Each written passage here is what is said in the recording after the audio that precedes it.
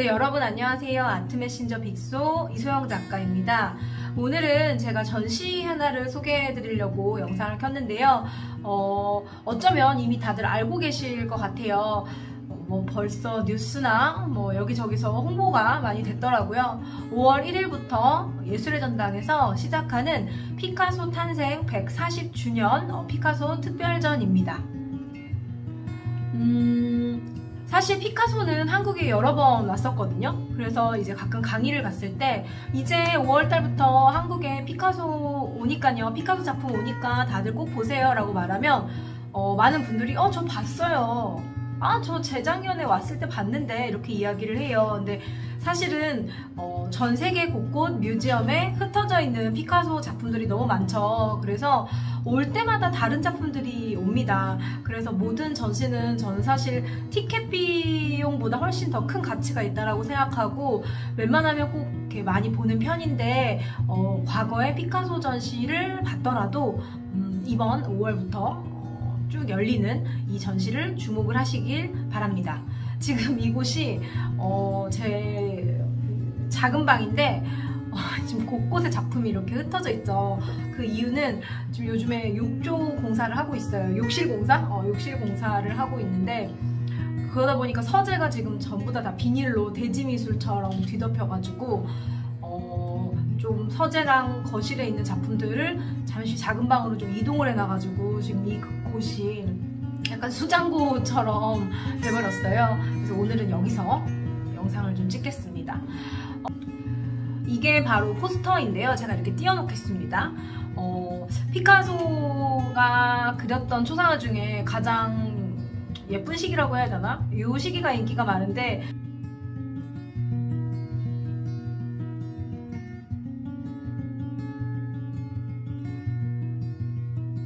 (5월 1일부터) (8월 29일까지) 진행이 됩니다. 프랑스 파리에 있는 피카소 국립미술관이 소장하고 있던 110여 점 작품들이 이번 전시에 오는데요. 페인팅뿐만이 아니라 조각, 그다음에 꼴라주, 빠삐에 꼴레, 그다음에 도자기까지 옵니다. 파나 연작들도 오고요. 그래서 상당히 많은 작품들이 오기 때문에 저도 많이 기대가 되는데요. 작품가 총액이 2조에 가깝다고 합니다. 너무 국립 피카소 미술관은 피카소가 죽은 뒤 유족들이 피카소 작품의 상속세를 작품으로 대신 내는 이 물납제를 진행을 하면서 1985년 개관을 했습니다. 저희가 지금 프랑스든 영국이든 유럽 여행을 자유롭게 못 간 지가 좀 오래됐잖아요. 그래서 좋은 작품들이 더 많이 왔다. 코로나 때문에 묶여있던 작품들이 이번 기회에 많이 왔다라는 기사도 제가 봤는데요. 그래서 더욱 기대가 됩니다.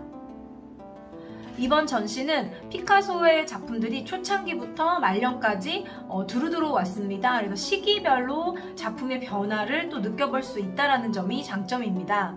이번 피카소전에 전시되는 110여 점의 작품, 총 평가액이 약 2조 원에 달한다고 하니까요. 참 귀한 작품들이 한국에 왔구나 라고 생각을 하고 좀 저도 기대를 하고 있어요. 5월 1일에 오픈을 하니까 지금 며칠 안 남았죠. 제가 이걸 물론 얼른 편집을 해야겠지만요.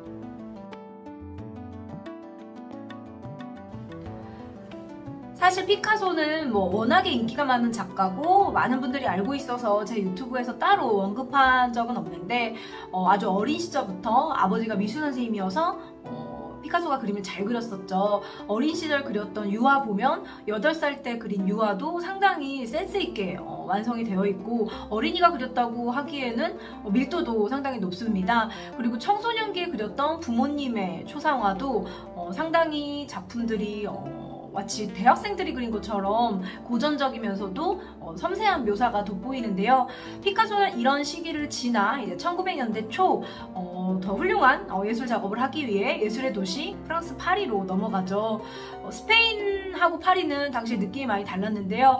프랑스 파리에 도착했을 때 피카소는 이 파리가 주는 느낌들이 상당히 좀 우울하고 차갑고 어두웠다고 해요. 그래서 1901년부터 한 3, 4년간 피카소의 초창기 시기의 작품들은 대부분 블루, 청색이 주를 이루는데요.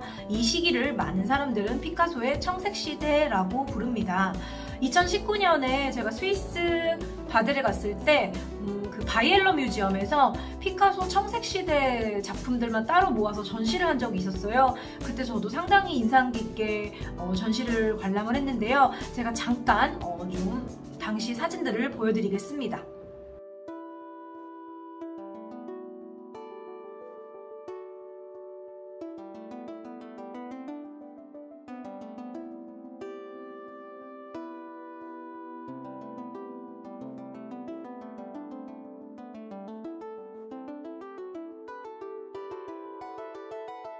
이렇게 피카소는 청색시대 작품들을 거쳐서 드디어 지금 우리가 알고 있는 입체주의 시기, 큐비즘 시기의 작품을 완성을 하는데요. 바로 대표적인 작품이 아마도 이 작품일 것 같아요. 1907년도 아비뇽의 처녀들이고요. 지금은 뉴욕 모마에 있죠. 피카소는 당시 과거 선배들이 그렸던 그림들을 꾸준히 공부했고 원시 미술부터 이집트 미술, 그리스 로마 미술, 르네상스 시기, 고전주의, 인상주의까지 쭉 미술사의 역사를 훑어봤을 때 자기는 원시 미술 이후로 미술이 발전한 것이 아닌 것 같다라고 이야기를 하면서 순수함, 어린아이 같은 표현, 이런 본질? 이런 다소 좀 본능적인 표현들을 상당히 좋아합니다.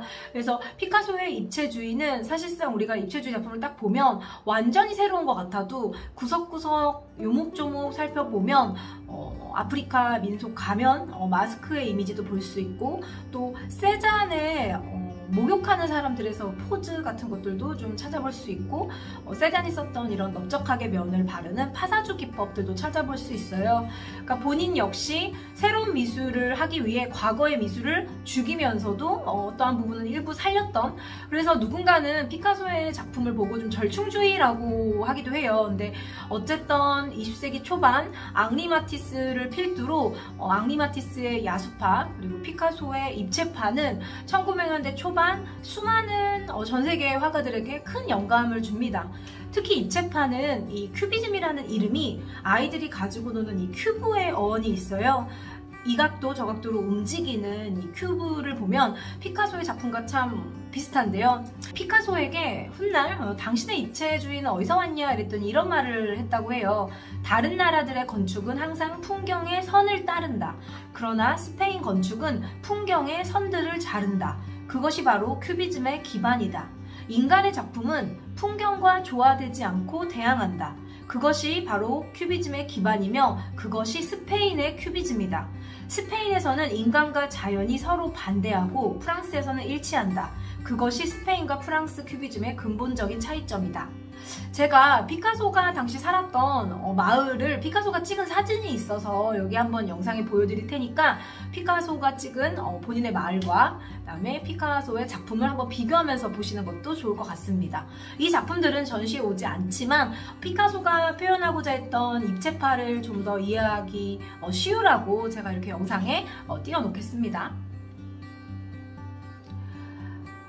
사실 피카소를 대가라고 부르는 이유는 여러 가지가 있는데요.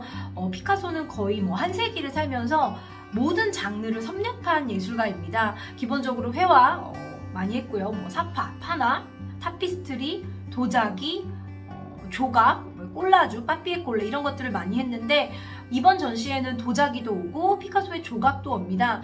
외국에서 전시를 할 때 피카소 작품들을 보면 깜짝 놀라는 게 상당히 현대미술의 표현주의 같은, 마치 바젤리츠 같은 나무 조각들이 많이 있어요. 이런 것들은 사실 많이 안 알려져 있는데 그런 작품들도 온다고 하니 피카소가 조각은 어떤 식으로 진행을 했지? 조각가로서의 피카소의 면모는 어떨까? 이런 호기심을 가지고 전시를 방문하시는 것도 추천드립니다. 또 이번 전시에는 그 다양한 파나 시리즈가 오는데요. 피카소 같이 아방가르드하고 혁신적인 당시의 현대미술 작가였죠. 지금은 피카소가 옛날 화가지만 당시에는 사람들을 깜짝 놀래켰던 현대미술 작가였는데 이런 세잔이라던가 피카소, 앙리 마티스, 모딜리아니를 후원해줬던 화상 볼라르라는 사람이 있어요. 실제 볼라르의 이야기는 책으로도 나왔는데요. 볼라르를 그렸던 연작도 온다고 하니 살펴보시면 좋을 것 같습니다.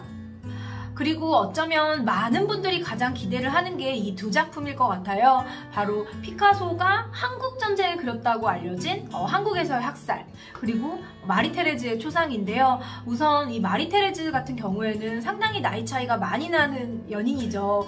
피카소는 많은 분들이 피카소가 결혼을 여러 번 했을 거라고 생각하는데 안타깝게도 기대와는 다르게 결혼은 2번 했습니다. 첫 번째 부인이 이혼을 안 해줬기 때문인데요. 그것과 상관없이 피카소의 연인들이 워낙에 유명하다 보니까 많은 사람들이 궁금해했었고, 또 초상화를 쭉 늘어놓고 보면서 피카소 연인들의 머리카락 색깔 있잖아요. 이런 것들의 변화로 시기를 알아볼 수도 있습니다. 마리 테레즈 같은 경우에는 금발이었고 단발머리였어요.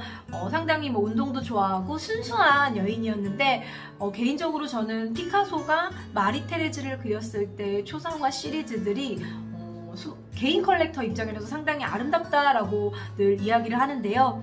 항상 이 마리 테레즈는 손을 이렇게 하면서 좀 온화한 표정을 짓고 있는 초상화들이 많이 있어요. 그래서 여러분들이 많이 알고 계시는 마리 테레즈를 그린 초상화도 만나볼 수 있고요. 그다음에 마리 테레즈 다음에 만났던 여자친구가 사진작가인 초현실주의 사진작가였던 도라마르인데요. 이 도라마르는 사실 피카소의 뮤즈라고 말하면 좀 아쉽고 상당히 훌륭한 초현실주의 사진작가였어요.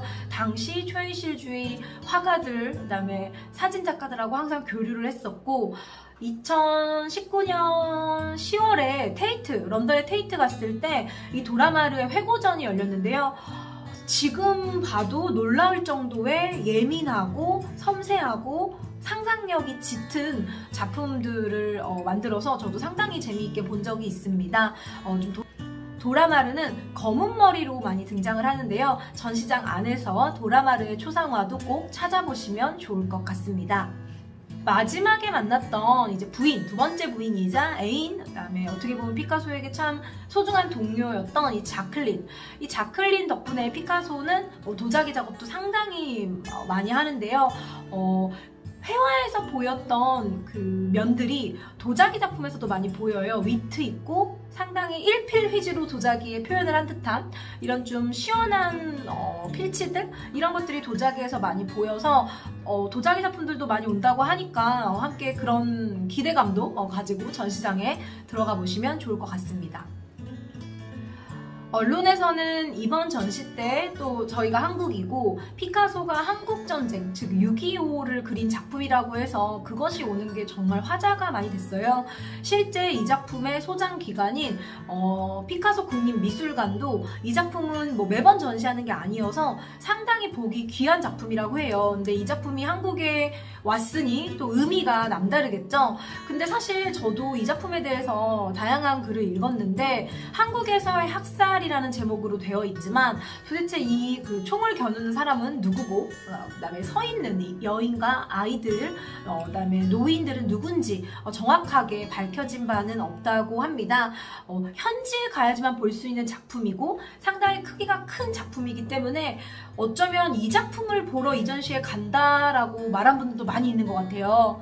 이 작품은 피카소가 1951년 1월 완성을 했고요. 4달 뒤 파리 살롱 드메전에서 공개를 했습니다.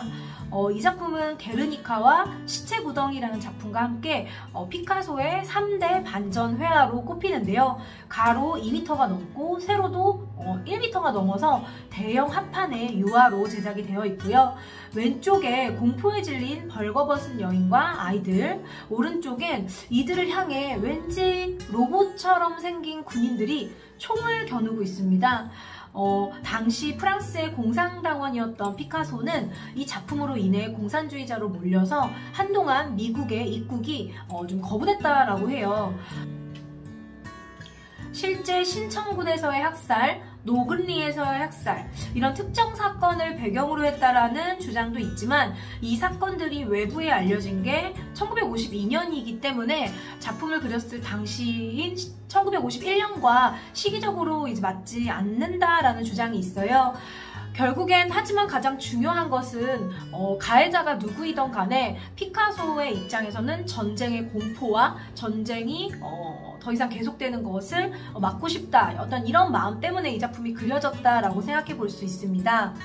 사실 어떻게 보면 결국 이 작품은 좀 보편적인데요. 그 어떤 전쟁이든 피해를 입는 사람들은 약자다라는 것을 알려주고 있죠. 그래서 지금은 우리가 이 작품을 볼 때 이것이 뭐 6.25냐, 신천군에서의 학살이냐, 미군이냐, 남한이냐, 북한이냐 이런 것들을 쫓기보다는 전쟁이 갖고 있는 그 근원적인 슬픔과 비통함 이런 것들을 나타내고자 했던 그림이다라고 이해하시면 더 좋을 것 같습니다. 비행기 타고 프랑스 파리에 가지 않아도 스페인에 가지 않아도 피카소의 작품을 볼 수 있다라는 거 이것이 사실 영화와는 또 다른 미술 전시가 갖는 매력이겠죠. 그리고 정물화들도 많이 와 있는데요. 피카소가 이제 뭐 서커스, 광대를 주제로도 그림을 참 많이 그렸고 해골 조각을 만들어요. 이 스컬 조각이 또 상당히 원시적이면서도 직설적이고 투박한데 고흐의 정물화에서도 스컬, 이 해골을 많이 찾아볼 수 있지만 피카소의 정물화에서도 해골을 찾아볼 수 있습니다. 예전에는 제가 이게 진짜 두개골을 구해서 그렸나? 라는 생각을 했었는데 피카소가 실제 해골을 본인만의 방식으로 해석한 조각이 있고 그거를 정물처럼 표현한 정물화도 있으니까요. 이런 것들도 좀 재밌게 관심을 가지고 보시면 포인트가 될 것 같습니다. 사실 피카소는 각 여인들마다 그렸을 때 화풍이 참 달라요. 그래서 사실 저도 피카소를 주제로 강의를 좀 많이 하는데 전 피카소를 좋아하는 편입니다. 어떤 작가가 제일 좋냐 이러면 저는 참 많은 작가들을 좋아하는데 피카소에게서도 반드시 담고 싶은 그런 자질, 애티튜드 이런 게 있어요. 한국인들은 약간 피카소보다는 고흐를 더 좋아한다고 해요. 좀 더 힘들게 살았고 안타깝고 더 마음이 쓰이잖아요. 근데 각 작가는 각 작가대로 매력이 있는데 사실 피카소가 만나는 여인들을 그릴 때마다 그 여인들의 개성을 작품에 많이 담거든요. 자, 제가 지금 잠깐 전화가 와서 영상이 끊겼다가 다시 영상을 켰어요. 오늘 자켓을 입었죠. 바로 아트부산에 강의를 가야 돼가지고 부산의 영 컬렉터들 대상으로 강의를 한 달에 한 번씩 하고 있습니다. 갑자기 아트부산 얘기를 하는 이유는 피카소에 대해 어디까지 얘기했는지 까먹었기 때문이에요. 한국에서의 학살 이야기하고 있었죠. 어쨌든 제목이 한국에서의 학살로 알려져 있다 보니까 이게 한국 어디냐, 어느 위치냐, 이게 무슨 일이고 이런 식으로 좀 집중을 했는데 이 제목에 너무 치중하기보다는 전쟁이 갖고 있는 보편적인 아픔, 단점, 이제 더 이상 전쟁은 그만이야 라고 생각했던 그런 피카소의 입장 이런 것들을 이해하시면서 보면 좋을 것 같아요. 실제로 피카소는 이 비둘기 드로잉 상당히 유명하죠. 옥션, 이브닝 옥션 가면 많이 있는 것 같아요. 해외 이브닝 옥션에서 저 이거 낙찰됐던 거 봤었어요. 피카소가 이 전쟁을 반대하는 의미로 비둘기 드로잉을 많이 그렸어요. 이것이 포스터가 되기도 하고 우리가 평화하면 비둘기 많이 떠올리잖아요. 이번 전시에 비둘기 관련 드로잉은 안 오는 것 같은데 저도 아직 전시를 안 봐서 모르겠어요. 근데 이 피카소에게 비둘기는 상당히 중요한 존재거든요. 어렸을 때 아버지가 비둘기를 그리고 다리 그리는 연습 막 시켰었대요. 일화로는. 그리고 또 피카소가 정말 멋진 여성 프랑소와즈 질로와 난 딸 이름이 팔로마 피카소입니다. 이 팔로마가 스페인어로 비둘기라는 뜻인데요. 팔로마 피카소라고 구글에 쳐보시면 깜짝 놀라실 거예요. 티파니의 디자이너고 이 딸인 팔로마 피카소가 훗날 이 아버지가 자기 이름을 비둘기라고 했잖아요. 그래서 비둘기 목걸이를 만들거든요. 그래서 참 멋지게 성장한 디자이너 딸이 있습니다. 그 이름이 이제 비둘기인데 저희 아빠가 저를 꾀꼬리를 좋아한다고 해서 이 꾀꼬리 이렇게 이름을 짓는 거랑 비슷한 거죠. 자, 어쨌든 한국에서의 학살 이야기는 여기까지 하고 또 오는 작품 중에 이제 피카소의 자화상 같은 것들이 있는데 사실 저는 이 프랑소와즈 질로가 나오는 영화를 봤었어요. 근데 거기서 피카소와 프랑소와즈 질로와의 관계에 대해서 영화가 이렇게 쫓아가는데 이 시기가 제가 알기로는 프랑소와즈 질로랑 헤어지고 좀 슬픔에 빠진 시기에 그렸던 그림이 오는 것 같아요. 그래서 이 작품도 실제로 볼 수 있다니 하면서 저도 좀 기대를 하고 있습니다. 이 프랑소와즈 질로는 피카소의 연인들 중에 가장 먼저 피카소를 좀 알아봤죠. 피카소가 워낙에 사랑이 취미가 사랑이다 보니까 여자친구가 좀 매번 바뀌었잖아요. 그러다 보니 나는 내 사랑의 노예지 너의 노예는 아니야 이러면서 피카소를 먼저 떠나죠.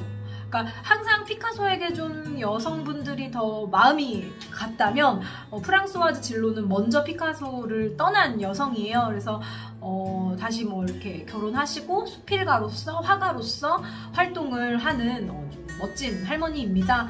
근데 피카소 역시 프랑소와즈 질로를 그렸을 때 작품도 상당히 재밌거든요. 그녀의 지적인 모습을 부각하기 위해 머리를 상당히 크게 그렸는데요.